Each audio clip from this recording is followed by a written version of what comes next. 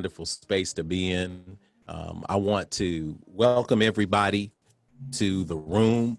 Those I know and don't know, I'm Jeff Obafemi-Carr, and like many people here, I'm a student of Barry Scott's as well.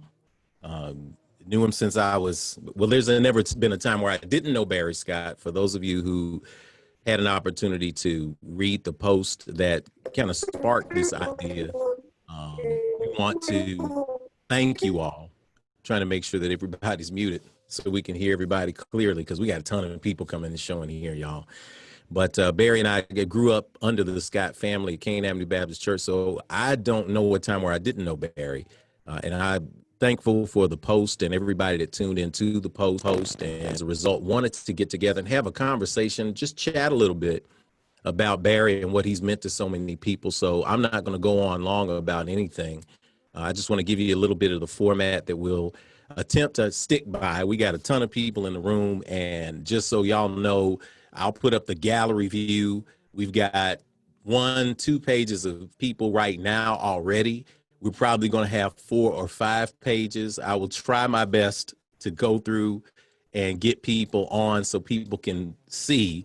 We're streaming this at the Infinity Center nonprofit page, which is at Infinity Center Nashville on Facebook. So Facebook can see this hour and know how the artistic community loves Barry Scott, and how this community is here for Scott, and everything that he did in his life to infect, effect, and affect change for so many people. So Brother Kenny Dozier is here, and gratefully he has agreed to help co-facilitate the space so that it doesn't turn into a room full of artists. What it really is. So a couple of points we want to try to get to everybody we can in the conversation, and give people an opportunity to share some stories, and share a couple of feelings.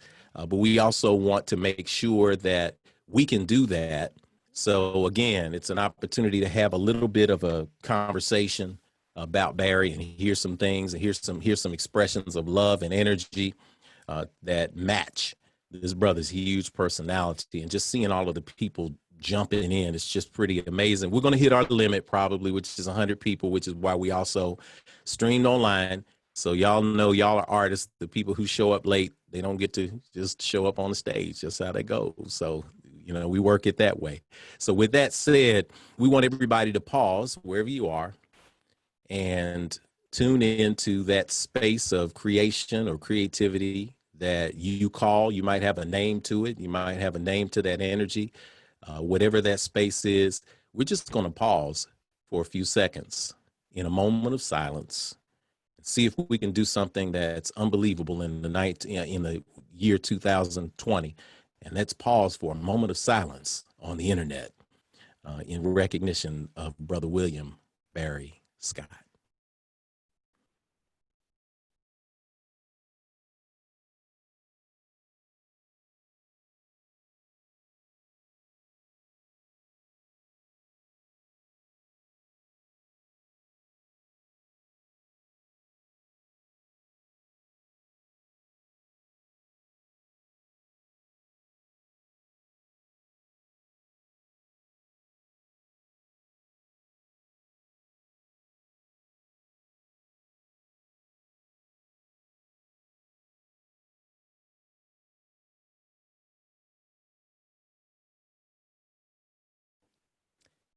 And thank you all. That was exceptional. Only with actors. You tell actors, hey, let's deliver this. We could make the entire world theater people, man. It would be a better place. We want to thank you all for tuning in. We wanted to kick it off. We heard there is a rumor that Dr. Jamie Williams is somewhere in the room.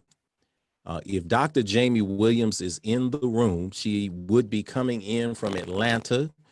Dr. Jamie Williams, maybe somewhere. Phyllis Adams, do you know where Dr. Jamie is? Is Dr. Jamie in? Philip Chandra, is she in? I'll unmute you, Phyllis. Phyllis, is Dr. Jamie Adams in the Jamie Williams in the room? She just put the last number in the password. So Donna said it has her in prompt. She's waiting, so she's about to enter the space. We're grateful for that. We're grateful. Dr. Williams, Phyllis is how old now? She'll be 102 December. 102 years Yeah, old. yeah, For yeah, those who yeah, know, right? yeah, We're giving yeah, up all the yeah, hands. yeah. She has taught generations of people at Tennessee State. I was blessed to be there the last 2 years before she retired. So that generation in the late 80s, early 90s got to know her. So as we're admitting people and as she gets in, we're going to do this. As soon as she gets in the room, we'll pause and we'll finish whatever speaker is speaking, and we will go in a tradition to the elders and give them a chance, give her a chance to say something, and make sure that she is heard. And her word is usually the law because of the energy that she has. So, with that said, while we're waiting on Jamie Williams, the best way, I was trying to figure out ways to get this done because we said we're going to have so many people who love Barry, who have so many stories. So what we'll do is we're going to go through eras because Barry is a cat who has several eras. You know, there's like the pre-TSU era, the TSU era, the 80s era, then the 90s era with the rep, and everybody's, in here. So what we'll do is we'll try to go through eras. So if you have something, say it in the chat box and say, I've got something from this era, and we will go from there and hopefully be able to get everybody. And as they used to teach us at TSU, W. Dury Cox would say, all you got to do is practice the 5 B's, which is be brief, baby, be brief. So let's start with the era of the 70s and 80s. Do we have someone who wants to speak to Barry in the 70s and 80s or TSU? Was that Dr. Phyllis who said that? Who wants to speak up? Don't be shy. If you got it, go I ahead. do. It's we been, go. I've known Barry almost over a century. So I would be remiss if I didn't say something. William Barry Scott, what do I think of? I know that every time I called him, I'm a professor of speech and theater, Mutlow College, whenever I called him, Barry was there. I'm grateful for that. Barry is brilliant, a brilliant artist that is recognized and will be remembered for years. I will always think of Barry and think of the words of Bill Richards. When you think about who is Barry, Barry had experiences on the stage that he probably never thought would happen. And then a strange thing happened on the stage. He was complete and perfect, lacking no essential characteristic, nothing. Then the curtain comes down. There's Barry. Gone, missed, but never forgotten. Donna's about to come in. Awesome. We'll go to Donna, and then we'll go to, is Donna here already, Phyllis? Okay, well, let's go to Brother Lee Summers. Lee Summers has got something to share. Lee, where are you? Unmute yourself and share with us. I'm unmuted. Can you see me or hear me?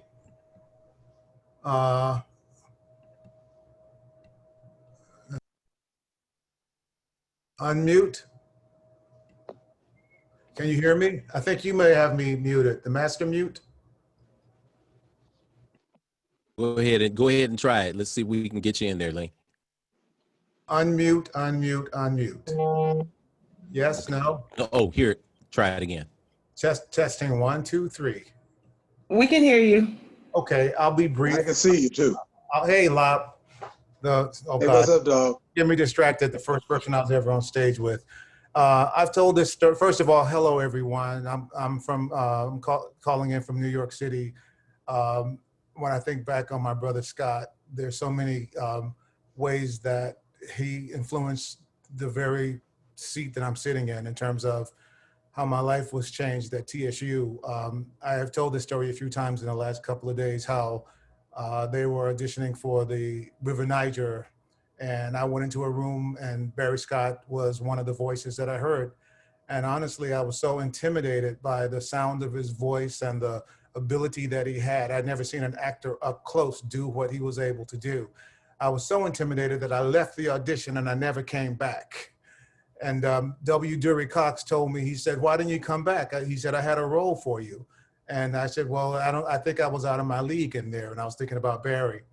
But I did go back and I did get a role in the next play with Lopery. And I've been a professional all these years, living here in New York, et cetera. But I said to Phyllis the other day, I said, when we were at Tennessee State, there was Barry Scott and there was the rest of us, because Barry was always on another level. And I just thank him so much. I'm so grateful now for whatever moments we had opportunity to share in Nashville, on stage, at Opryland and so forth, that I'm grateful that he did visit me one time here in New York and we had a chance to hang out. And he will be greatly missed. He was a force. I'm trying to be brief, but I could speak for the next 20 minutes, but I'm not going to be selfish. I just celebrate my brother Barry, and I'm so grateful, Jeff, that you pulled this together so we can express our hearts about this man we love so much and we're going to miss so much, and that we should celebrate from this day on and beyond and forever. Awesome. Awesome. Thank you. Lee Summers, man, you got cats who are legends who just get hurt like that. And it's great to hear. We're in the era of the 70s and the 80s. And I think we have, is Dr. Williams in? Is she in the room yet? Yeah, she's on. Dr. Jamie Williams, let me spotlight the video, ladies and gentlemen, for those who don't know the legend, Dr. Jamie Williams. I'm going to spotlight your video, Dr. Williams. There you go. You are. Say hello. Say hello. Good afternoon. It is certainly with great regret that Barry Scott has left us. As his former teacher at Tennessee State University, he was very special to me. I wish to extend my sincere sympathy to his family and deep regret that he has left us. God bless his memory and keep him in his care. Love and blessings, Jamie. Thank you, Dr. Williams. We appreciate that. I'm going to go to gallery view so you can see everybody on here who is looking. We got 3 pages of people who are recognizing those comments and what Dr. Williams says. And it's just great to see so many faces from across the country, so many eras that are there. We've got some 70s and 80s folks who grew up. We've got, I think it was, who do we have next? We have right here. I think it's La Paris, right? La Paris on? Okay, unmute yourself.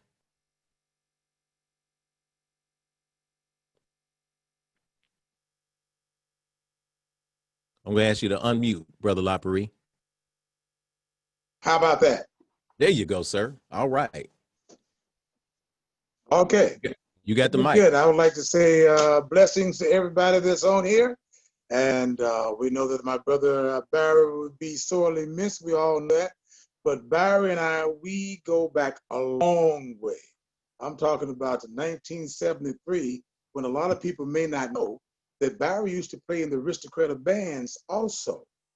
He was a drummer, a bass drummer in the band, and I was a trombone player. And we met during my freshman year, and we both found out that we liked drama. So we changed majors, both of us, to drama. So we both came into the department together, and we had a lot of good times because we became very close.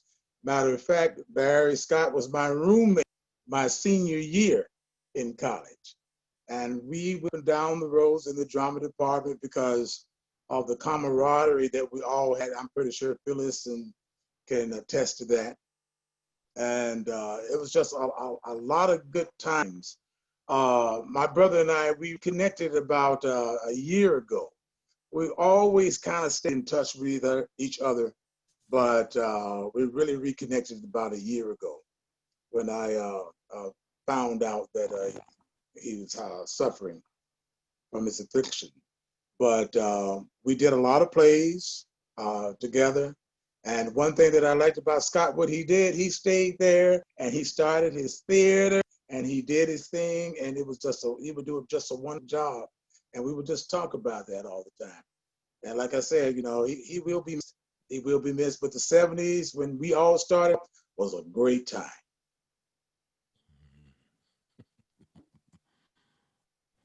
All right, great, man. That's awesome, man, brother. And it's great to see your face in somewhere other than TV, because yeah, y'all seeing all these TV stars, man. I'm like, I'm oh shooting a man, movie now, Scott. so Okay, that's all great. this. Scott had it together. Are we at somebody else? Kenny D, who we have next that's coming up that wants to share from that era of either 70s or the 80s? I think we have Pierre. Yes, can you hear me, guys? Yes, sir. Unmute yourself and go ahead. All right, I'm unmuted. Can you hear me? We can hear you. All right. Hey, I met Barry back in the day. Kane Avenue is the first association with him, and of course with Jeff's parents and Barry's parents.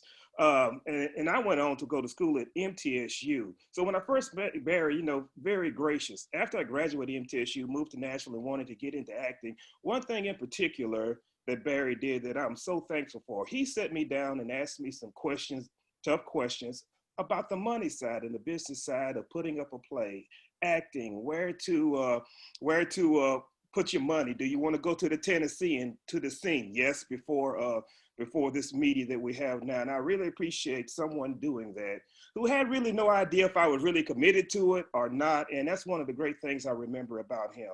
And to bring it forward to today, for you guys who have heard his story about when he was pulled over by the police and what he went through, and it is so prevalent to what's going on today. If that's recorded anywhere, I think that should just go up on YouTube. That is a story that is so on point when it happened to him in his late teens, early 20s, and now. And that's all I have to say. And it's awesome, man. Thank you for that. I'm going to move that so we can have some more space and show some more faces of people who are on this awesome chat. Y'all, people are still coming in. We're over 56 people. We got people tuning in from Facebook watching, and it's great. We're going to turn into Tennessee State a little bit. Dr. Sandra Holt has something to say. And then after Dr. Sandra Holt, Sister Chandra Norman Lipscomb. So go ahead and unmute yourself in those orders. Thank you so much, and greetings to everyone who's on here. My heart is really palpitating because I'm seeing so many names of students that I dearly love. I just want to say, I've been connected to Barry for a long time and connected to his family. And it's difficult to deal with this. It's very, very difficult. But Barry was much loved, as you can see today. But what I remember most, believe it or not, is I love TSU and what happened there and all the things that happened afterwards. Barry has really been a mainstay in Nashville as far as theater is concerned. And we've seen him on TV and movies and all of that. But what I want to say is that my Aunt Kathleen Gilcrease, who went to Kane Avenue Baptist Church, thought there was no one in the world greater than Barry Scott.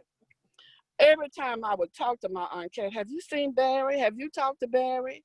Oh, Barry's so talented. Barry's this and Barry. That woman loved her some Barry Scott. So I am speaking for her today. He will be sorely missed. And I'm also speaking for Northside Theatrical Academy because Barry helped us get that started last summer. And he taught those children as though he was teaching adults at TPAC or somewhere. He took his time and he really poured into those children at Northside Theatrical Academy. Thank you all for doing this today. It shows just how much love is there. God bless.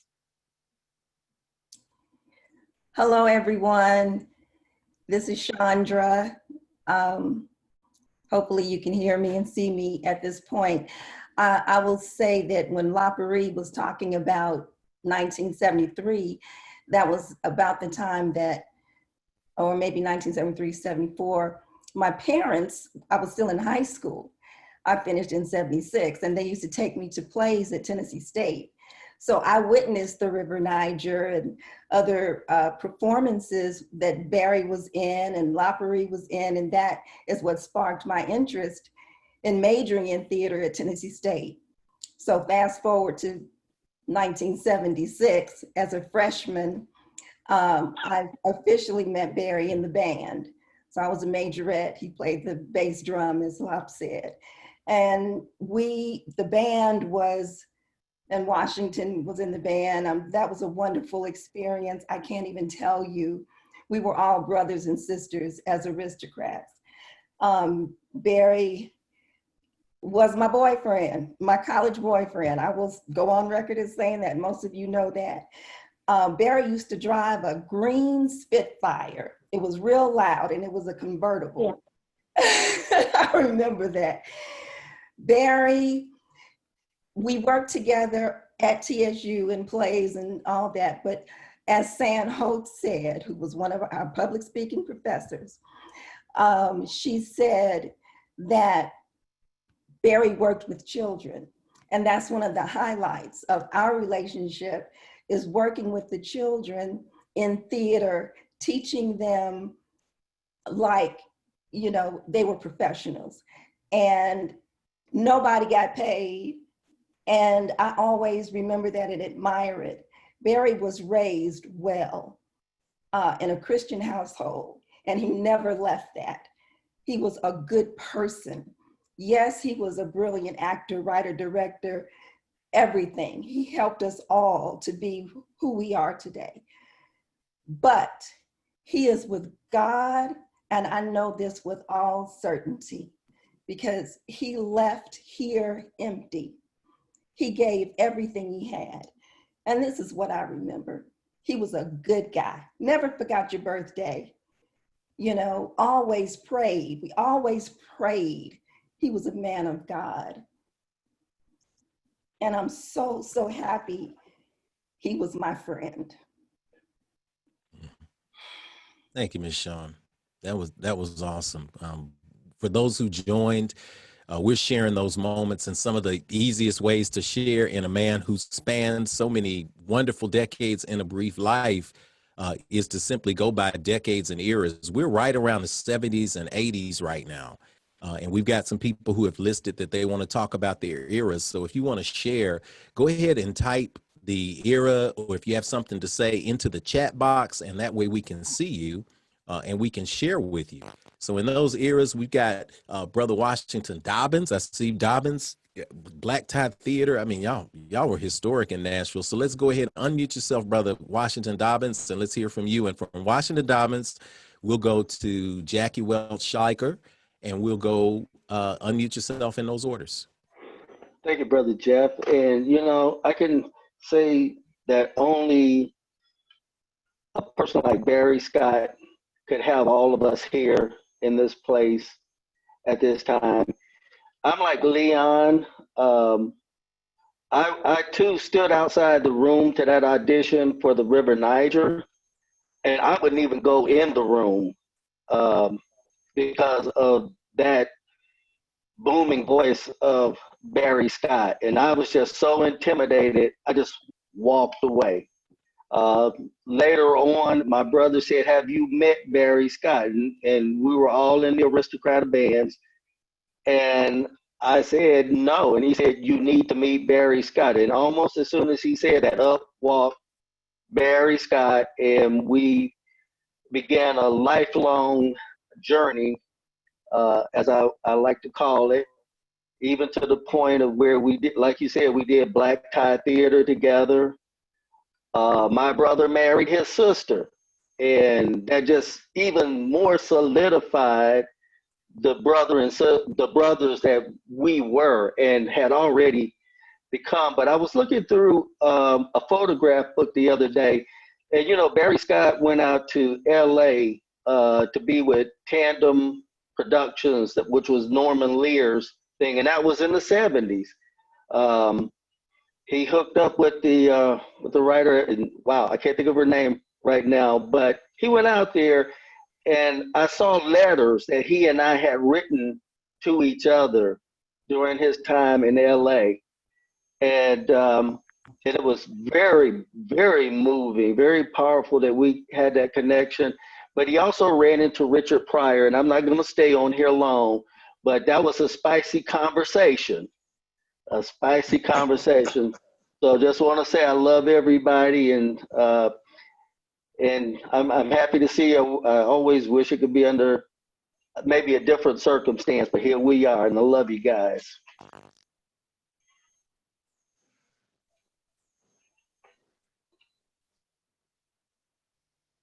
Well, I guess can you hear me? Great. So I just want to share a little bit about Barry, who I always felt that Barry was a brother to me. We could get into those kind of conversations that were filled with love and also kind of go head to head on where we saw things differently. And that, I think, is the beauty of real connection with a person, because we always respected one another and always valued our connection to each other. Barry was an inspiration, and I would say too, he gave a lot of trust. You know, we worked together at Tennessee Rep in its early days, did a lot of shows together, and you know, he always brought something fresh and new and a challenge. If any of you have seen that little Facebook clip that Mac Purtle put on, I will tell you, Barry came up with a lot of the stuff that he did in that was totally improvised in some ways, but it was always a joy to share the stage with him, and always a joy to direct him. I did direct for American Negro Playwright Theater, doing both Raised in the Sun and Harlem Voices, and that's where I think the trust is, because Barry trusted me to do that, and we worked very closely together on every project that we did together as director and actor. And I'll share this other story. You know, Barry is known quite widely for his Martin Luther King production, and I did a couple of those tours with him. And it's kind of funny, and I know he wouldn't mind me telling you this one, but I remember we were on tour. I can't remember what city we were in, and he was doing the I Have a Dream speech. And he gets to the, you know, I've been to the mountaintop, and he blanked. And he went, I've been to the mountaintop, and I've seen it. And that's not how the speech goes. But it was really funny in the moment for those of us who were on the stage with him at the time to, you know, maintain our professional attitude and not lose it until we got on the bus and could rib him in, you know, the best way we possibly could. But Barry, I know we all will sorely miss him. And I send my condolences out to all of you and all of his family and friends, and know that the love that he gave to each and every one of us is still with us, and we can trust that and lean on that, and help heal through this transition of the earth without him. So thank you for doing this, Jeff, and thank you all. Awesome, y'all. And we got up next in the queue, so check in at the chat box to let us know if you have something to say, to share. We're moving through the 80s, and we'll start categorizing going to the 90s and the 2000s. What a life to have, what a life to live. So we got in the queue Sherry and Scott Leathers, Mac Purkle, and let's go. Y'all unmute yourself and take off. I feel like Mac should go before me because he knew him longer. Okay, Mac, you've been deferred to as an elder in the theater. I'll take the toss. You know, it's hard for me to even to say anything, to be honest with all of you. So many of us had deep connections with Barry, and I was one of the lucky ones to have a deep connection. I have sisters, but he was one of my brothers. There's no question about it. You know, when we met at the time that Tennessee Rep was beginning, actually might have been a little bit before that. It was at an audition for the very first production we did of If I Live to See Next Fall. And I'd never met Barry before, but from that moment on, there was a deep connection. I'll second what Jackie said in terms of, you know, the work that we do as artists to audiences may look easy, but we know that there's always hard work the conceptual process, the idea of how does one get better, what are the aspirations that we have as artists. Those conversations, those inspirations, those struggles, those arguments, all of that occurred back in those early days of Tennessee Rep anyway, really revolved around that. We pushed each other a lot. And, you know, if anything, we proved how human we all were. I think, you know, none of us were really as good as we thought we were, as good as we wanted to be. And we were reminded of that in the way in which the arguments occurred, and the way in which the inspirations rose up in unexpected moments, and ultimately in what we accomplished. And really not based on audience, but based on how much we were all able to accomplish together without a lot of resources. But I think the other thing that I just want to mention too is that, you know, so much of my relationship with Barry, in the most beautiful way possible, was about the fact that we were different. Here, talking about the story of Barry when he was stopped by the police. That's the first time that I'd had a conversation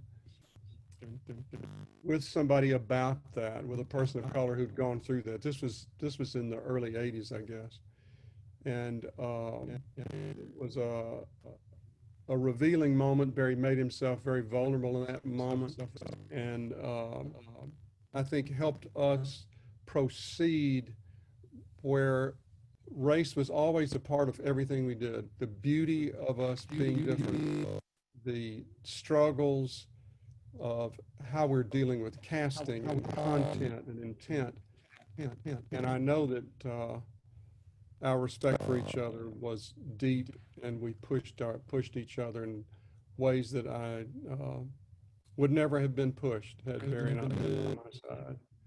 And so I thank God for the time that I spent with Barry, and as deep as it was, and know that he's in a better place, and I'm happy that he's not in pain, and I'm honored and privileged to be here with you all today. So thank you. Mac, and I think I was dropping a little than just for me. Many people did the audio drop. Make sure that we're clear. Very strange. Okay. Most people dig. You know, on my end, let's keep. See if we can get it. Mac. Productions, which became rep, Nashville rep, legend. See, just great. Continue to have and seeing every on leathers. Thank you.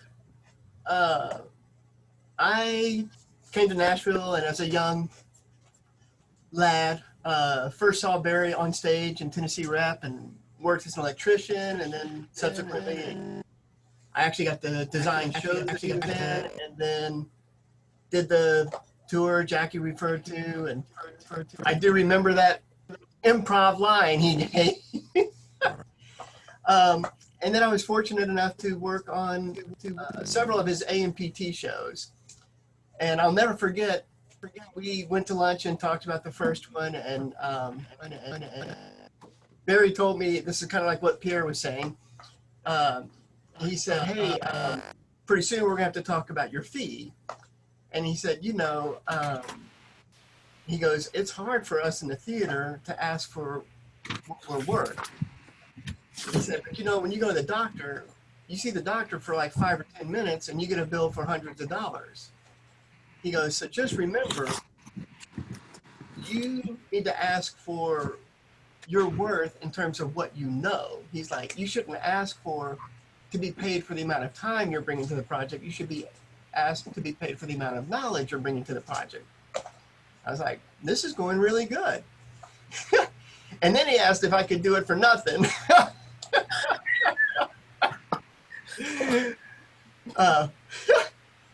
So, but he wasn't serious about that part. But it was just everything everybody has said. It's been a blessing to have known him and to have been a small part of his journey. I feel like in a small way, I'm a better person because of time spent with Barry.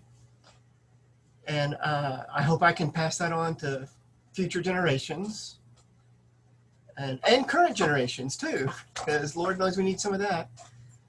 And if you don't mind, I will go ahead and pass it over to Sherry Leathers. So I worked at TPAC in the education department for a number of years. And I just want to share my gratitude to Barry and the thousands and thousands of young people's lives that he touched, both by performing on stage with Tennessee Rep, but also the work that he wrote through American Negro Playwright Theater and produced. And, you know, it was just a tremendous honor to have Barry's talent up on that stage in front of all of those young people.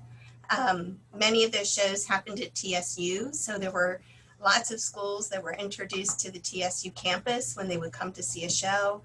I just can't explain the impact that I know he had on thousands of young people. So just want to express my gratitude for that. Awesome, y'all. So we are moving through the eras. I had to move from the studio downstairs. We got so much bandwidth being eaten up. I had to come up to the office, which is good. So we got some eras coming up. We've got Ann Popper from the early days of AMPT. So we're moving into the 80s and the 90s now. Looks like we're going to be able to stay on point. So Ann Popper, go ahead and unmute yourself, and anybody else, if you're new, if you just joined in, then make sure that you drop in what era you want to talk about if you got something to say. And we are definitely following the principles of the 5 B's, which are be brief, baby, be brief. So go ahead and jump in there and let's go.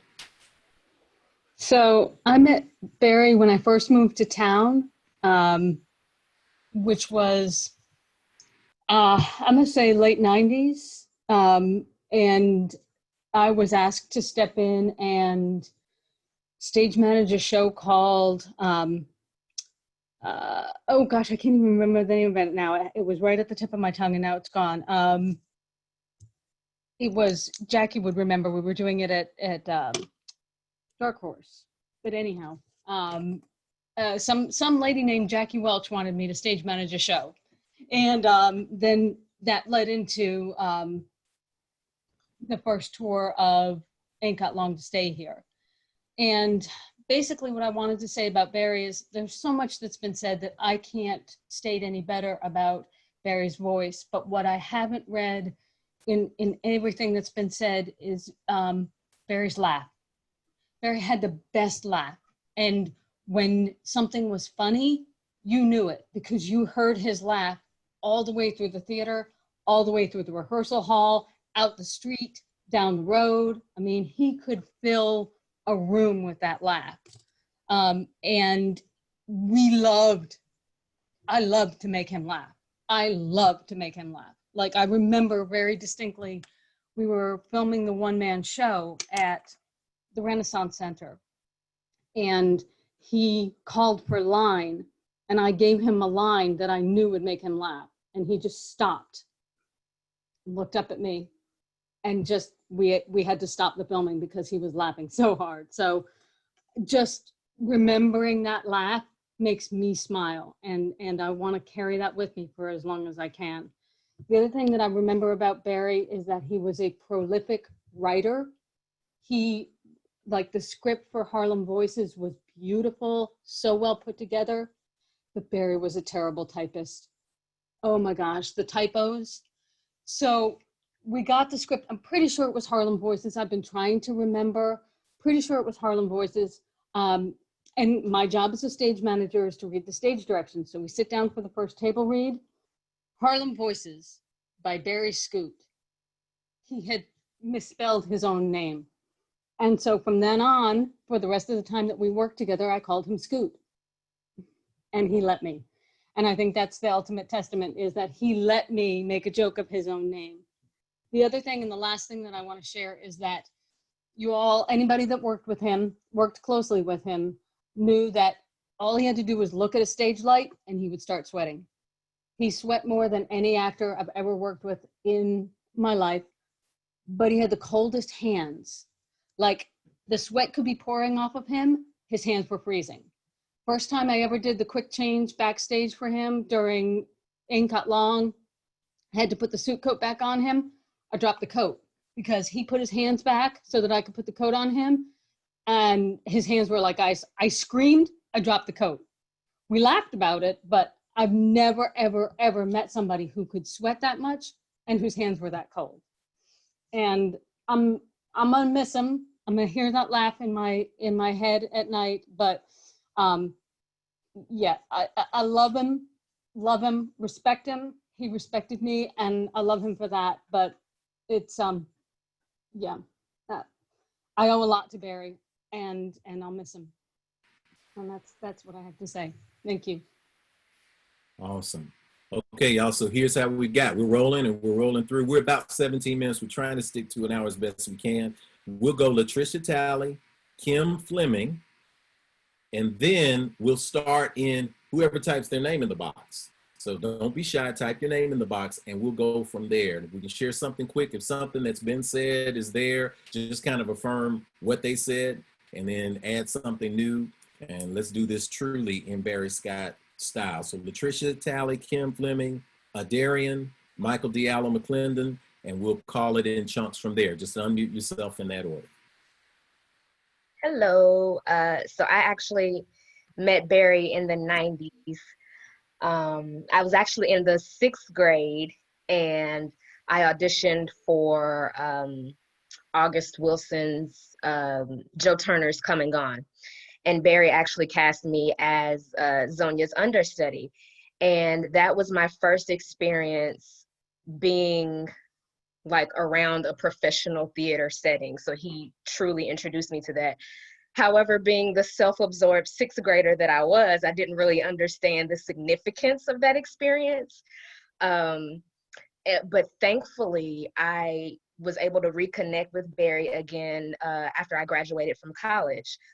I went away from Nashville to college and came back afterwards and got involved with his production of the complete works of William Shakespeare. And I didn't even make the connection that this was the same guy. And so I think like my mom pointed out, like, oh, you've worked with him before, don't you remember? Blah, blah, blah. And she pulled out the poster where all of the people in the cast had signed their names and everything. And I was like, oh my God.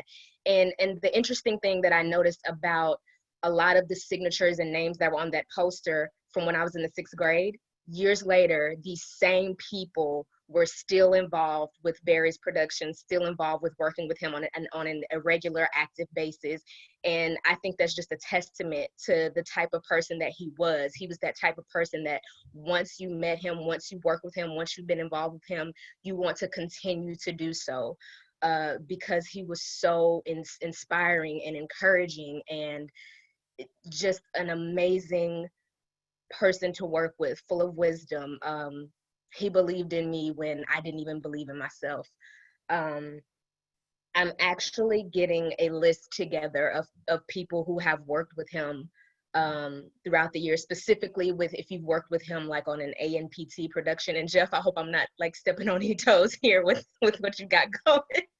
But I mean, if you've worked with Barry on an ANPT production, I would love to hear from you, get a list of names together, maybe a photo of a poster or something from that production. I can type my email in the chat if that's okay. But I would love to see that. But yeah, Jeff, thank you again for having this. Barry has truly touched countless lives, and I am so grateful that I was able to reconnect with him again later in my life. So thank you. Hi, can you hear me? Can you guys hear me? We can hear you. Okay, I just want to say hi to everybody, and I just want to be brief. When I was a young girl, I watched Barry Scott, Jackie Welch, LaParie, Chandra, Washington Dobbins. There's a group of you that I used to just kind of keep my eye on and watch and just admire from afar. And it was at Tennessee State with Dr. Cox that I first did Ain't Misbehaving with Jeff, and then progressed on to Tennessee Repertory Theater. And Barry Scott's father was one of my teachers when I was in high school, but I just used to watch Barry and his professional approach to pretty much everything that he did. When I got in Tennessee Rep, I did several plays with him, and he was just so humane and compassionate and personal in encouraging and uplifting and speaking life into your craft. And through the years, even when I would see him out on the street beyond theater, he still had that energy that he projected onto you. We did a couple of films together that I just couldn't believe I even did. But he helped me to sharpen my chops. And he always capped it with a word, not in a religious way, but just a kind word from God, an inspirational word from God. And most recently, I didn't know that he was ill. I spent time with him in Kroger's, and I think we may have talked for about an hour, just about our past and what's going on in life. And he still was encouraging me to do things. And when I was at Tennessee State, he was going to write a play. He wanted me to do a one-woman show on the life of Marian Anderson. It never came to fruition, but we just kept talking about it. He kept on encouraging me to do a one-woman show just because he believed in me. And I just want to praise God for the experience of Barry Scott, because to be in the midst of his essence was just so empowering, and it helped me to grow in my career as a singer, songwriter, actress, the whole lot.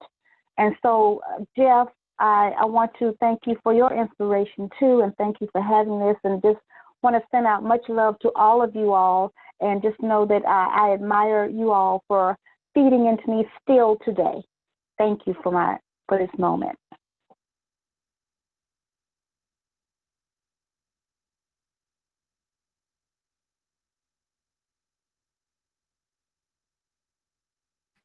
Okay, so Barry would have fired y'all for not following y'all's orders to remember whose line I'm sorry. No, you did a great job, Kim. I'm saying everybody you already listed. So here's the next list. I'm gonna give you a next list. So you think about the person's name before. We got Adarian, we got Michael Diallo McClendon. After Diallo, we got Kimberly Lamarck, Tony C. Hughes, and Tracy Bonner. So y'all got the people. Unmute yourself. Thank you, Jeff. I really appreciate you putting it together. You know, one of the things that immediately when I heard about Barry's passing, one of the things that really grabbed the entire essence of my being wasn't sorrow, wasn't sadness. It was just a laugh. It was a smile. Barry had to be the most gentle thunderbolt that I have ever met. Mm-hmm. Yeah. He had a way of making you prove it, whatever it was, whatever it is that you think you are, whatever it is that you think that you know you are, whatever it is that gets you up out of the bed in the morning, it makes you go. Barry would have these isms that would just be there to make you stand on it and make you prove it. And it wasn't until I shared the stage with him that I really got it. One day we were doing some of the works of August Wilson, and this was during the days of the Next Level Mindset in the American Negro Playwright Theater. And to share the stage with Barry was surreal, because there was the Barry that you knew in conversation, and then there was Barry the actor, right? And what you realized on stage with Barry was, oh snap, he ain't playing. This is that prove it part. And it wasn't, the moment that got proven wasn't, oh, that he turned on stage. it was that from that point forward, you could not see him as anything else until he gave you permission to see him as something else. And I say that because much like his presence and his performance on stage, that's who he is as a person. Once Barry made you acknowledge that greatness or that light in yourself, you couldn't unsee it. Even if you wanted to, you couldn't unsee it until you gave somebody else permission to do their part or to say their line. And so for me, the one thing that captures the essence of Barry Scott for me is prove it. Prove it. And that's it, man. God bless him. God, I'm looking at his legacy. For me, Barry's not gone. He's just simply transformed into another form of energy. Because I swear to you, this morning I heard him say some of the things that we would say to each other, and he's here, and he still wants you to prove it. So come on with it. What's up, family? Can y'all hear me? Hello? You can. Okay, so yeah, I hear you. Thanks for the opportunity first. I just wanted to say hello to everyone because part of what I enjoyed about Barry is what I enjoy about what we're doing now in this community is that, you know, we're a family. And some people say your vibe attracts your tribe. So the first thing is that Mr. Scott would choose me to be in different things. I don't come from an artistic family, but whether it was something with AMPT or the next level, or even what he was doing at Fifth and Woolworth, you know, he didn't have to select me. You know, we all do a lot of auditioning and we don't always get selected. But the fact that, you know, not coming from an artistic family, not having all of the training that I would like to have had, he chose me to be a part and continue to do that. I thank God for him and for that. The second thing, and there are only three things, the second one that I'd like to talk about is elasticity. I think he taught me about scripts having a certain elasticity in the sense that with some directors, and I understand why, they honor the script and you stick directly to the script, but Mr. Scott might scratch that out and put that before that and, you know, like really go into that scene. And so, you know, he really showed me how to live in that world in rehearsal in a way where the life and the living of the play was really magnetic and real for me. And then thirdly, his vision for community, because he was keen not only about bringing us together, but having us portray different people in our ancestry who were important. And in bringing them forward through Tamiko, the vision he had for Kenny, I think to be Marcus Garvey and different people, he was bringing our ancestors to the present so that we could not only represent them, but also live in our fullest self.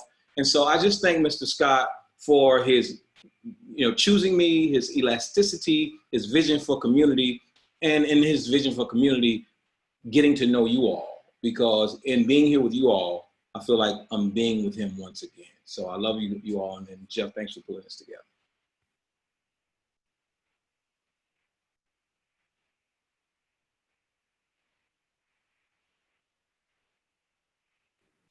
So next we have up Kimberly Lamarck, Tony C. Hughes, and Tracy Bond.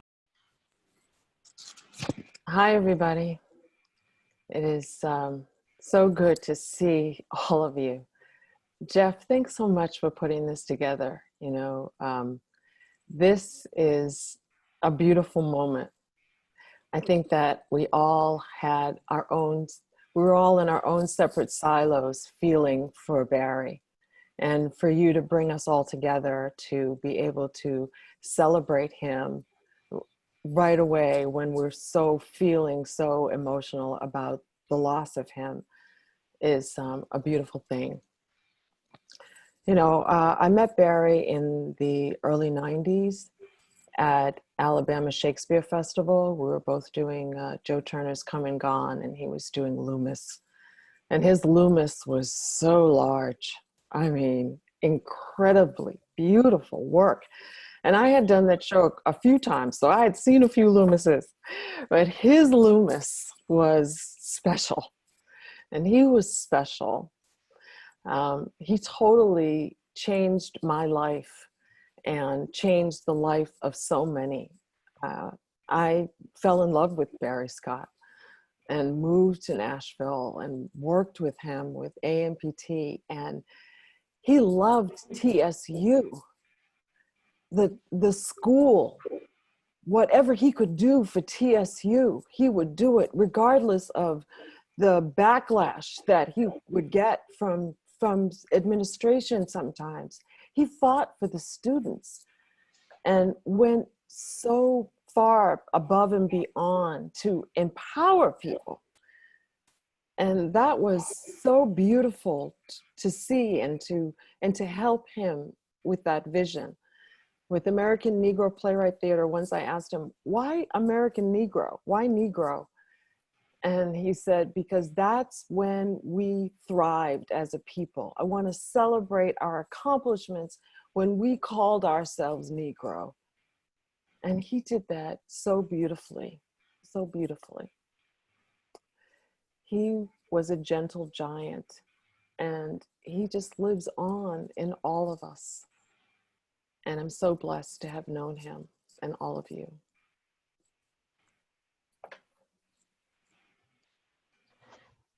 Thank you. Thank you, Jeff, for putting this together. Can you guys hear me? Okay. When I transferred to Tennessee State University in 2000, I was bored. I wasn't thinking about acting, hadn't crossed my mind at all. And I found the flyer for auditions for a play, and then I auditioned. And that's when I met Mr. Scott. And I say Mr. Scott because that's who he was to me, and that's who he'll always be to me. He was like a father figure to me. And he basically taught me so much about theater, so much about stage presence, so much about speaking in public, that I will always carry that with me. He is the reason why I am and why I have chosen acting as a passion, why I am pursuing it. So when I got the news, I was very saddened. And even though I know that he's in a better place and he's resting, I know that I have something, which is his legacy, that I have to carry on as his daughter in theater, in which I will always be. Two of the plays that I did at Tennessee State University was Streetcar Named Desire and The Old Sailor, in which Miss Lamarck and Mr. Scott were directors, and they worked me to death. But I learned so much. I see Miss Lamarck is smiling because she knows she worked me so hard. And she and Mr. Scott together were a team. They were strong. They taught me, they are the reason why I exist as far as acting is. And even though I've transitioned into film, theater is still my heart, all because of Mr. Scott. And I will forever be grateful to him, and he will always be in my heart and will always be my father. So thank you again for putting this together for us. Wow. Thank you for that, Tony. It's hard to piggyback off of you and Miss Lamarck. I just want to talk about how Mr. Scott introduced young Black people to Black playwrights. That is something that has carried me through my career. I was introduced to August Wilson by Barry Scott and Miss Lamarck, and Chadwick Boseman by Barry Scott and Miss Lamarck, and Pearl Clegg, and so many other people that I've had the pleasure of working with in my professional career. And I just want to talk about how that is so important, that young Black aspiring actors were able to work in a professional theater at Tennessee State. Before my conservatory training at the theater school at DePaul, I had Barry Scott and Miss Lamarck, who prepared me for professional regional theater and now TV and film. And if it weren't for y'all, I don't know, Miss Lamarck, if you know this, but if it weren't for you and Barry Scott, I don't know where I would be professionally, personally. You both tapped into something inside of me that can never die. And so now I understand why it is important to reach back to the next generation of artists to train them up. And that's what we got from Mr. Scott at TSU, is that he reached back. My first production as an 18-year-old was Joe Turner's Come and Gone, playing Martha Loomis. 18. I was 18. I was a kid. I was a baby. And he was my herald. So, yes, Miss Lamarck, to that. Yes, and he was so big and so bold. And y'all trained us so well that by the time I got to DePaul, I didn't have to learn how to be a professional. They taught me different techniques, but being professional in theater, I got that from Tennessee State. I got that from Barry Scott, and I got that from Miss Lamarck. So I just want to say thank you for training up children in theater. And because of you, I am now going to reach back to that next generation. So thank you.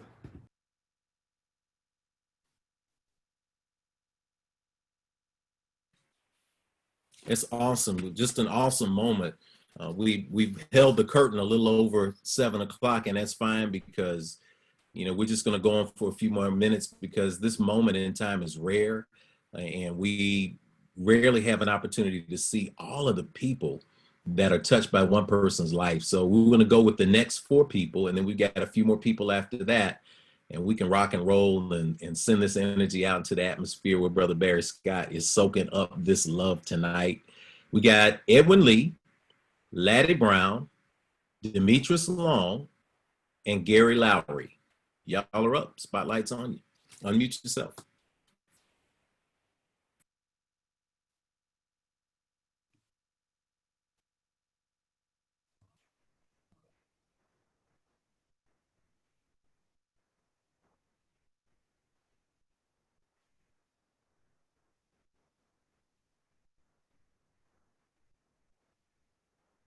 We can't hear.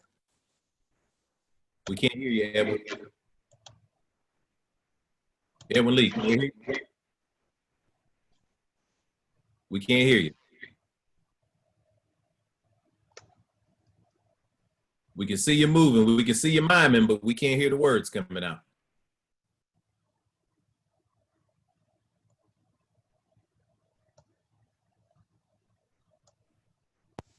Can you hear me? Now we can hear you, brother. Go ahead. Now you can hear me? Yeah. Okay. You gotta rewind that monologue. We missed the context. So Okay. Yeah. I said, what's up? And I've seen Mr. Cox, who's who, them pictures on his wall, here in Leon, here in Washington, here in Lapourie, all those guys.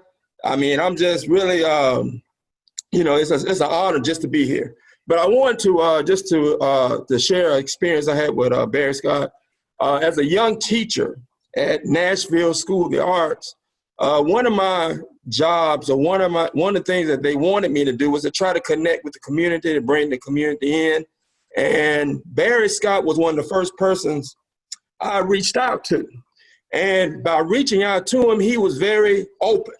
And he was, whatever he could do to come to help move that school forward, because we was in its infancy, he was willing to do. And he came and he did a couple of workshops. He and Mrs. Lamar came and did workshops with my students. And that really was a great opportunity for them. And it really helped me out as a young teacher trying to get started, trying to get my footing. Now, I graduated from Tennessee State back.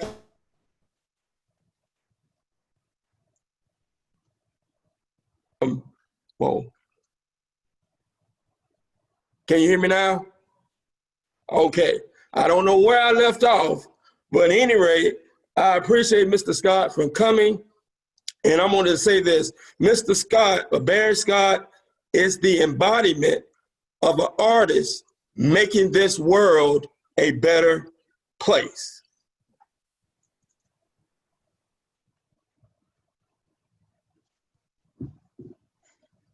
I think you finished, so I'm going to start.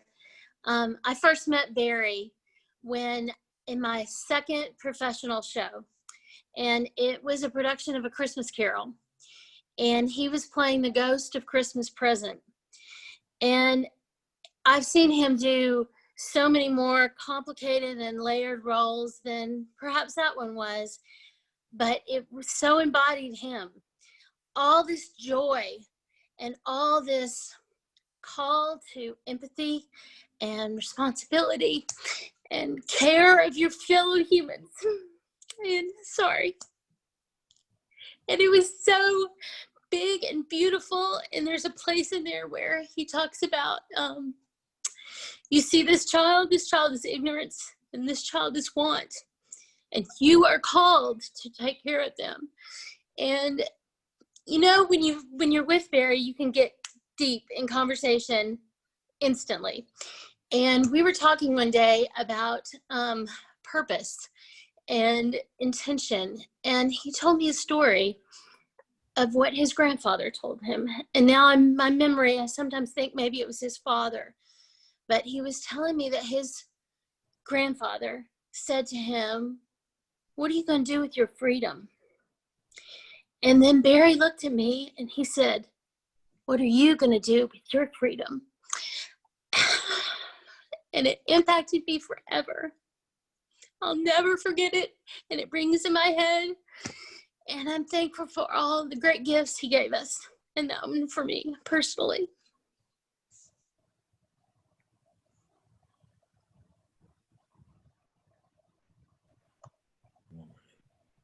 Do we have Demetrius there? Yes, can you hear me? We can hear you. Okay, my computer is, my camera's acting up. Lord Jesus, I'm so full right now. I put together some words, which I thought was the best thing to do so I would be able to say what I wanted to say. So I'll try to run through it as quickly as possible, okay? Mr. Scott, as I always called him out of mere respect, was my first acting director,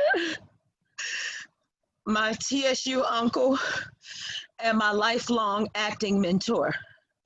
Shortly after meeting him, he and Miss Kimberly Lamarck cast me as Molly Cunningham in my first play, Joe Turner's Come and Gone, which introduced me to a prolific playwright in American history that I had never heard of.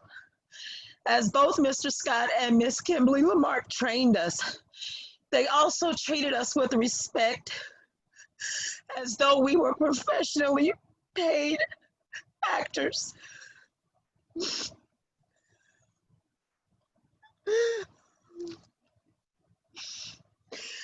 There were makeup artists, hair, and wardrobe professionals that helped us at the TPAC venue each night we performed.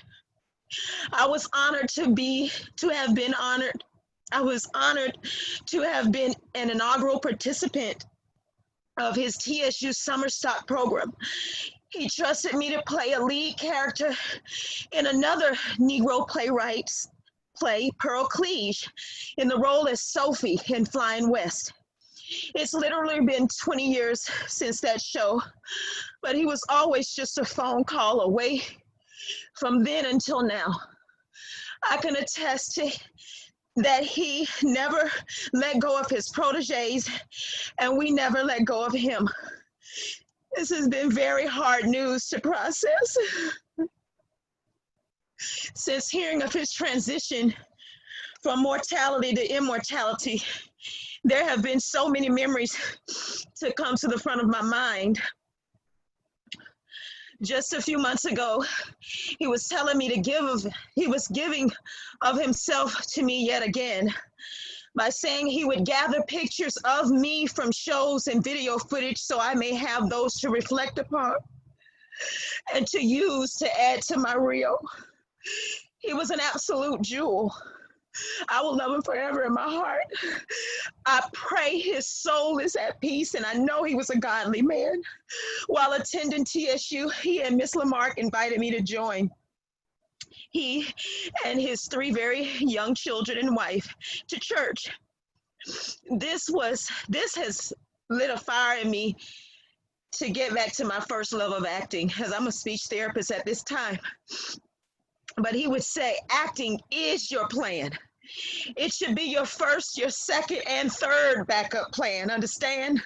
You should never have another backup plan in case acting doesn't work out. Never count on just in case it doesn't work out. You are an actress. He would remind me of his days in LA with the Good Times cast, in particular Bernadette Stannis. He would say, and don't ever develop an ego. My condolences to his wife, his children, and their mother, and to all of you whom are his family and plethora of friends, and to his TSU theater teaching partner, Miss Kimberly Lamarck. Thank you. Awesome, y'all. Awesome. Okay, looks like we got two groups, so we're moving through, and to hear everything that is coming out, to feel the emotion, the energy, you know, it's really powerful. And it's okay. The tears are going to flow. It's a natural part of it. Patrice Malidoma Somé teaches that in the ancient world, the tears of those who are living carry those who have departed into the next life. So the more those tears run, the stronger he goes into that space. And that's awesome too. So I've got our next group: Samira, Obadiah, Gary, and Evans. So you guys check in and unmute yourself as you feel it. Ooh, wow. I've heard some things over this this Zoom and Facebook memorial today. I just want to say that I didn't know that Mr. Scott was a drummer at TSU. I was a drummer at TSU, and I got kicked out the band, of course, because guess what, drummers, that's what happens to drummers. And I didn't know what to do after getting kicked out of the band, and I was led to the theater program. And my first play was Flying West. And oh my goodness, the food in that show was so delicious. And food has always been my passion. And Mr. Scott, you know, Miss Lamarck and Mr. Scott would take us to the best restaurants around, because we also did forensics team. And I'm like, oh, where are we gonna eat this time? And Mr. Scott would just look at me and say, you're gonna be fat in 20 years. And I'm like, Mr. Scott, I'm still not fat, but I still love food. But he really did have something that he saw in everyone. And he really wanted to pull that out of you. I thought he was trying to pull the fatness out of me for whatever reason. But he knew that everyone had something big. He just labeled it with food for me. But I did have something big. You know, I have a big heart as well. You know, I think that's what grew my heart. And it was very good to see everybody here today that I haven't seen in so many years. And it was definitely a shock to me when Renard posted on Facebook. I was like, say, what? I had no clue that Mr. Scott was even sick. And as a survivor of cancer myself, I know the struggle of dealing with that. And I'm glad that he is on another journey, and may he continue to act for very big, high above. That's all.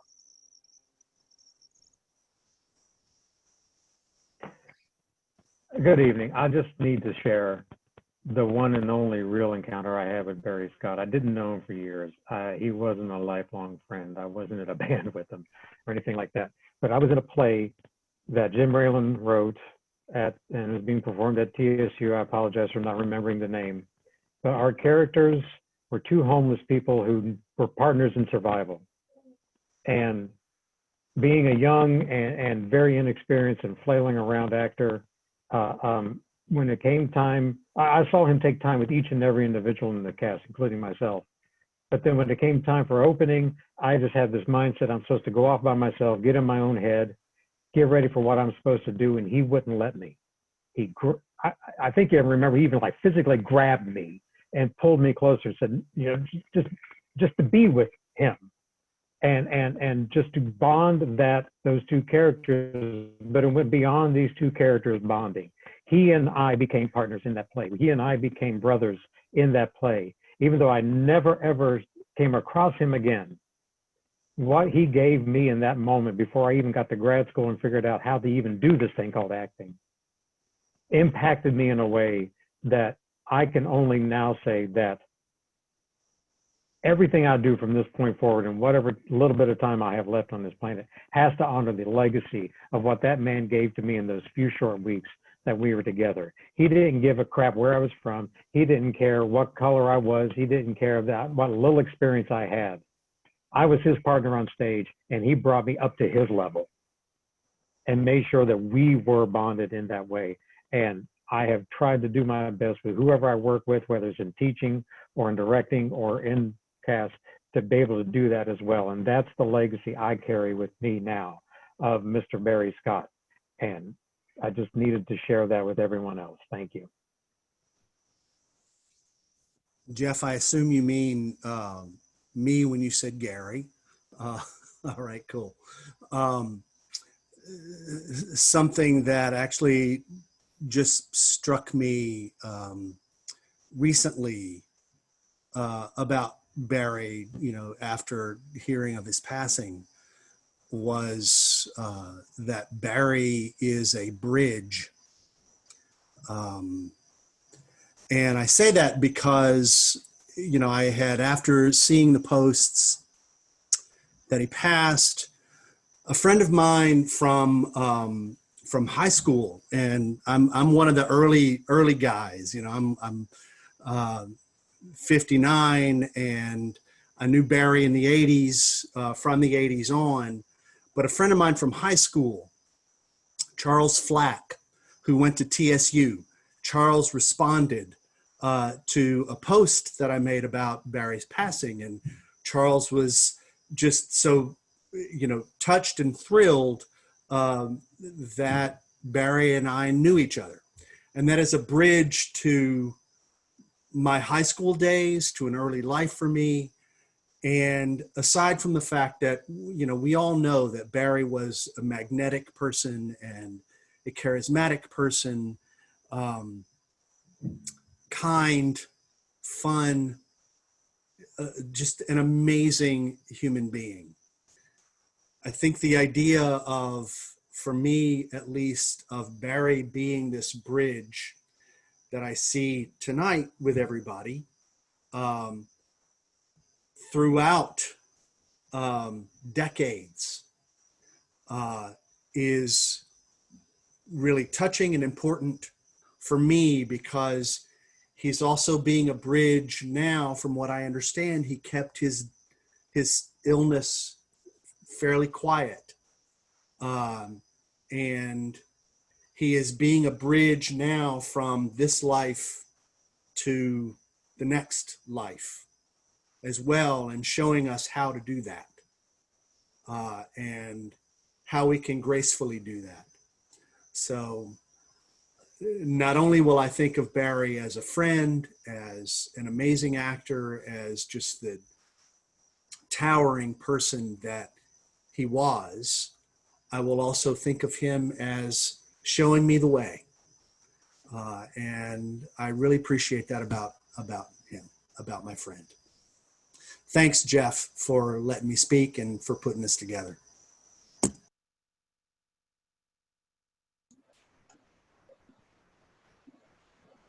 Well, it's impossible to put together all the thoughts that have run through my head these last several days since meeting Barry when we did Christmas Memories, directed by Mac Burkle in 1989. And I was also for a time secretary of the American Negro Playwright Theater Board, and he constituted that board. He'd already formed the theater, but he started a board, and I was on that for a time. He was in my wedding to my wife Ann in 1994. I posted a picture of that online, and one of the things I want to bring up about that was that Barry, like any great actor, or really Barry, period, was always open to receive, was always learning, and therefore had a great deal of wisdom to impart. And the picture taken of the two of us as we were talking was Barry imparting some wisdom to me before I walked down the aisle. I'm not going to bore you with all that, folks, but it was beautiful. It was true. And 26 years later, it's still accurate. But when I wrote a story about Barry for Backstage, the editor there in New York called me and said, "Why aren't you pals with him? I mean, aren't you maybe, a little biased?" And I said, "Well, it's not impossible to be biased with Barry Scott. He's wonderful. But what I wrote about him is true." This editor happened to catch a performance of the Ain't Got Long to Stay Here tour. And he called me the next day and he said, "You undersold him. You really didn't give us enough of who he really was." I said, "That's not possible in words on a page or a screen." We're all so lucky to have known him, all blessed by him. Cancer took his body, but it will never take his legacy. Thank you very much.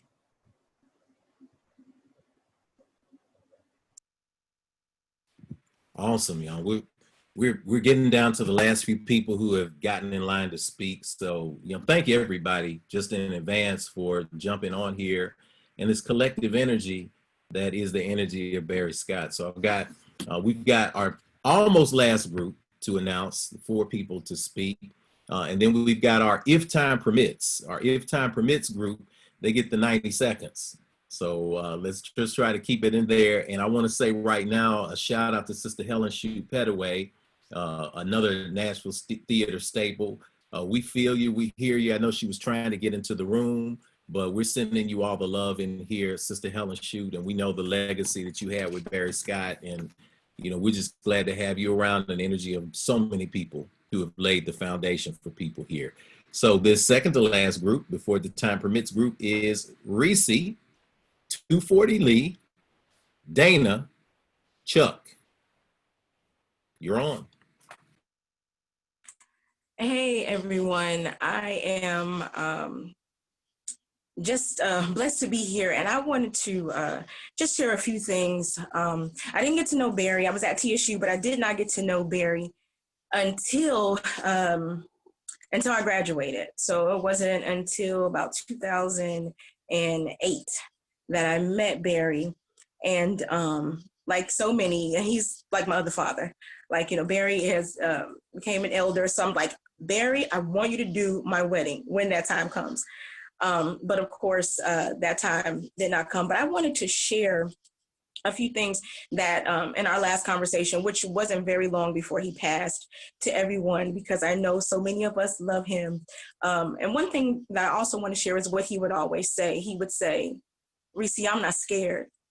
And I want to encourage all of us to continue to not be scared. There's so many things going on, whether that's in our career, because this is what he would tell us, whether it's in your career or whatever you're doing, don't be scared. You can do it.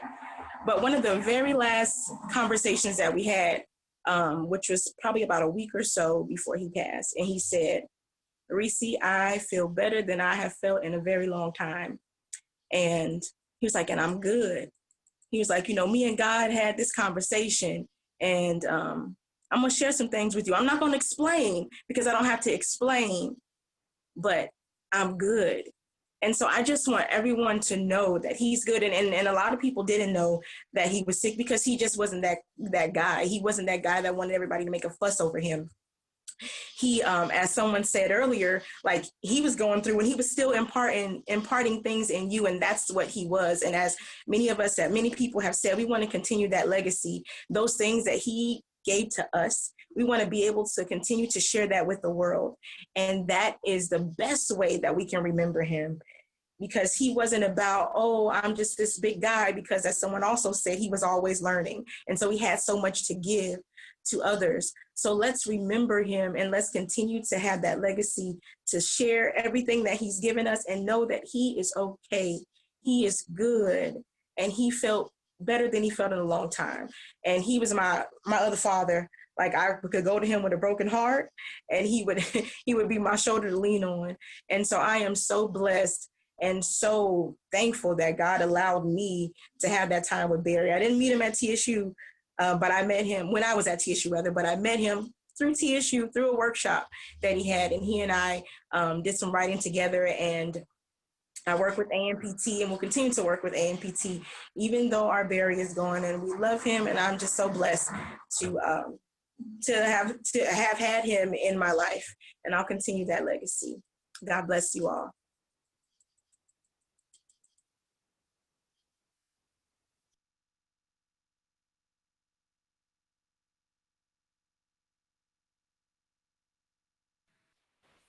Kenny D, where's 240 Lee?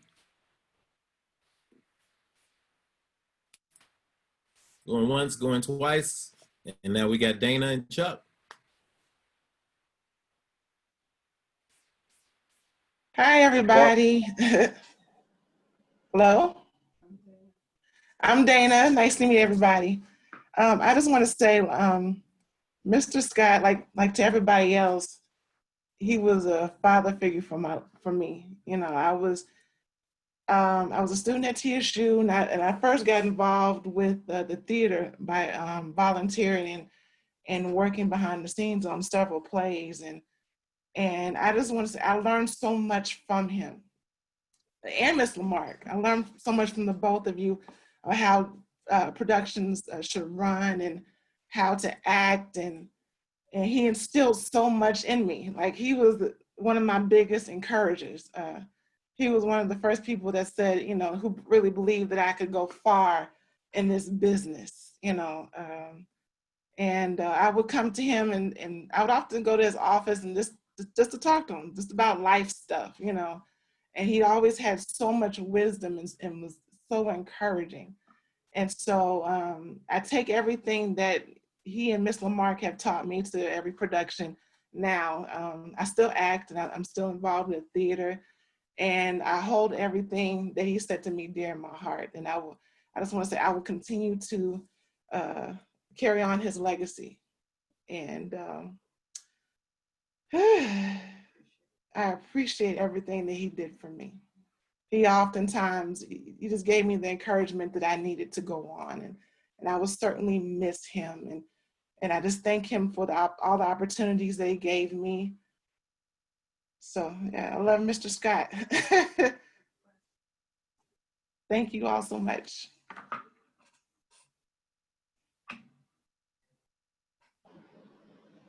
Hi, everyone.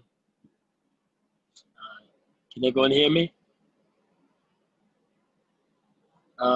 First of all, thank you, Jeff. Thank you so much for putting this together. I found out about Barry's passing from Reynard, who wrote that beautiful piece on Facebook. And I think for the first 12 hours, I just couldn't believe it. And so I stayed quiet, thought about my experiences with Barry and what I could share with the group, since everyone's been sharing so many wonderful stories about how Barry affected and influenced so many. The one instance that I remember is in 2005. It's the first production I'm ever doing. I'm just a young kid at TSU, and I had a lead role in this school play, and I just thought, you know, I was the bee's knees. And the director invited Barry over to, you know, kind of check out what we were doing. And Barry came to one of our rehearsals. He was just sitting there quietly, laughing a little bit. I didn't think he was laughing enough. I thought we were amazing. And he gets up. He said, first I heard this massive booming voice. And I'd had a problem with authority figures my entire life. I did not think I'd be able to be in the same room as this guy. And as he continues talking, I hear him mention the word breathe a few times. And he kept on trying to tell us that we needed to breathe. And that was the thing that, you know, stuck with me for 15 years up until this day. Now, the idea of breathing is part of a clarion call for justice. It's a part of a reminder to young actors of all colors, all ages, but especially Black actors, that we have to take the time to breathe. breathe into the characters that we want to become, to breathe into the people that we want to become in the future, and to believe that we can become whoever we want to be. After that, you know, I got to work with Barry on a few other productions, and I met the massive army of just Black excellence of every single type of artist that he had brought together himself. Kimberly Lamarck, Jeff, got to work with Marlon, Sean Witzel, Rayshard, and the list is endless. And I think it's just a really massive eye-opening moment to me. What his passing is reminding me is just how much we can, as individuals, affect an entire community and ultimately affect a nation of people with our truth if we take the time to breathe. So salute to everybody. Salute Barry Scott. Your legacy lives on, and it's safe with all of these beautiful people. And thank you for sharing your space with me.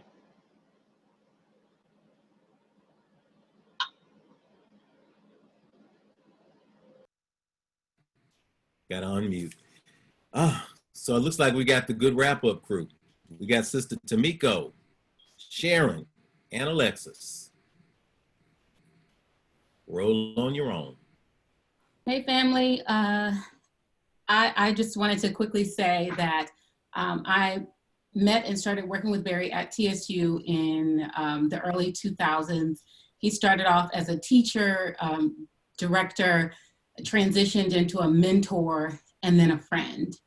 And I'm just so honored and grateful that I was one of the chosen that he saw some light in, and he pushed me beyond anything that I ever thought that I could do, anything that I ever thought that I could accomplish.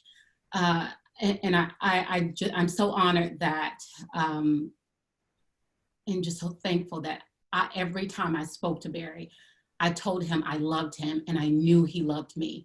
And I'm just so appreciative of him bringing so many wonderful people in my life. A lot of you are on here now.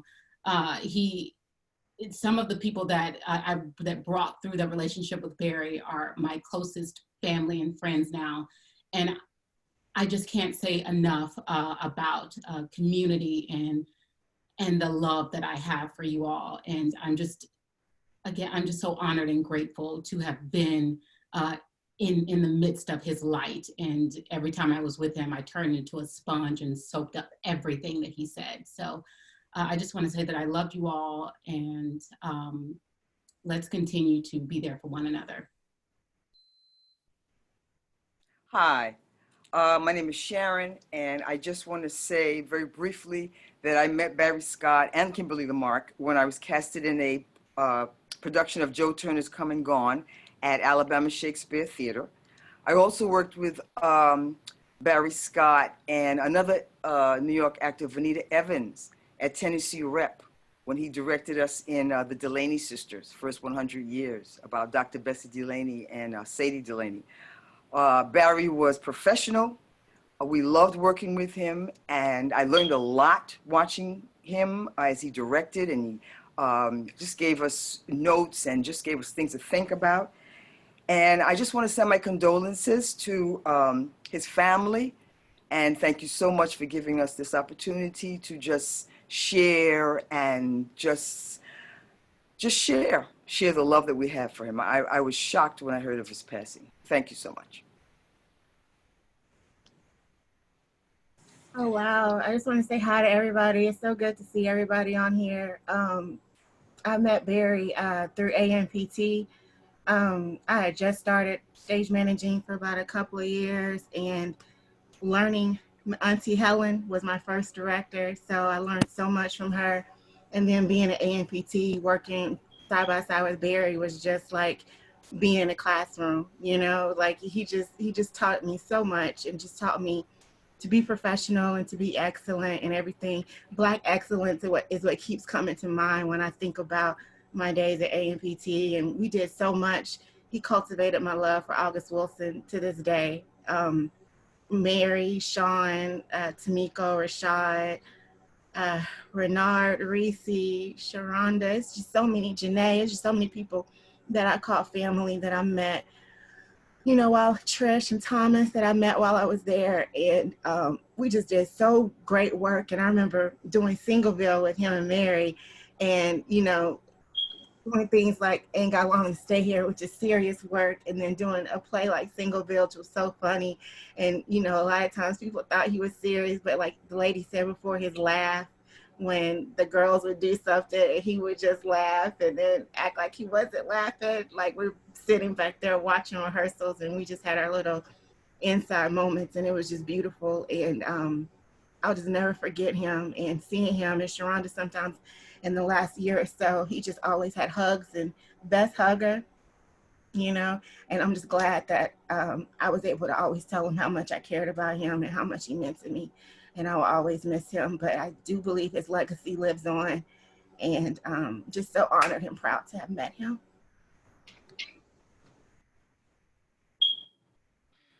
Well, y'all, we want to, before we wrap it up, I want to say first to everybody that's on here, it's awesome. We've kept over 50 people on here. That's only Scott could do that. I want to send it over to who's been managing and helping manage this thing all night. It's been a great flow here, y'all. I'll tell you what, it's awesome. Brother Kenny Dozier, you had anything you want to add before I wrap it up?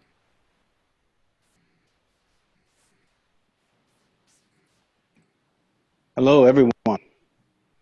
I love Barry. I was 40 years old when I started acting, and I really wasn't acting to become a professional actor or anything like that. But he saw me in a play at the Dark Horse and invited me to something called Summer Stock, where I met Tracy and some more people, Rashad and Renard Hirsch, Mia Bankston. I remember meeting these people, and we did that play, and of course that was a play written by Chadwick Boseman, Hieroglyphics Graffiti. And 2 months after that, I was in a professional show. So within 9 months that I met Barry, I was in a professional show. And I remember the first table read, and these guys was all equity, and they were from New York and everything. And Woody King was the director. Didn't even know who Woody King was. And so I remember the first table read. And man, I have never seen people read like Michael L. and Clark Harris always say. They read like it was opening night. And I was terrified because I sucked. And I just knew I was in the wrong place. And when we stood up, Barry walked over to me. And he said, "You are amongst peers." And I never looked back. He gave me the utmost confidence. And like he always said, stories that must be told. And so I have my theater company. We are partnering with the Nashville Shakespeare Festival. So they're all professional shows going forward to tell Black stories at a larger platform, to a larger audience, to bring communities together. Y'all look me up, holler at me. Let's continue to show Black excellence and tell stories that must be told. I love you, Barry. That's awesome, Kennedy. It's awesome. Y'all, in summation, I want to thank everybody that jumped on board. I'm going to put a link in to the article that kind of sparked everything. There were people who were talking about a great voiceover artist passed away. And that's what the news was picking up. And something inside me said, you know what? You got to put Barry in context more than just a voiceover artist. He was exceptional. One of the things that AMPT did, it was my first professional show, Raisin in the Sun. Jackie Welch and Stella Reed and, you know, this scrawny little 22, 23-year-old kid who was trying to earn an equity card. And I grew up around Barry. He made me work a lot for free. And I didn't like that. There's stories that I tell about Barry that I'll never tell publicly, because when you have true friends and true mentors, you take some stuff to the grave. But I will say that he worked me for free and made me have to prove myself because salary was commensurate with experience. So did I get paid less than a lot of people when I started getting paid? Of course. Did he make me strive to step up? Absolutely. Did I earn my equity card with him on a tour of Ain't Got Long to Stay Here with Jennifer Holliday in New York? Absolutely. Did I tell him the very next show, now you got to pay me what I'm worth? Yes, I did. And he did, because that's what an artist does.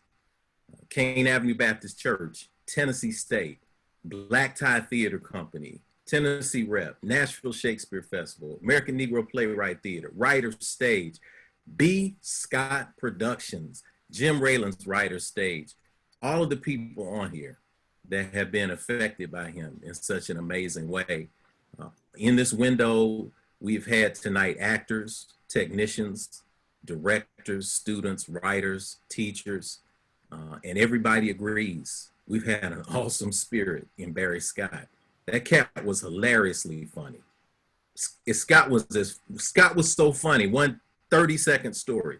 He was so funny that one day, to throw back to Jackie Welch, we were on tour. We were standing backstage at the Fox Theater in New York.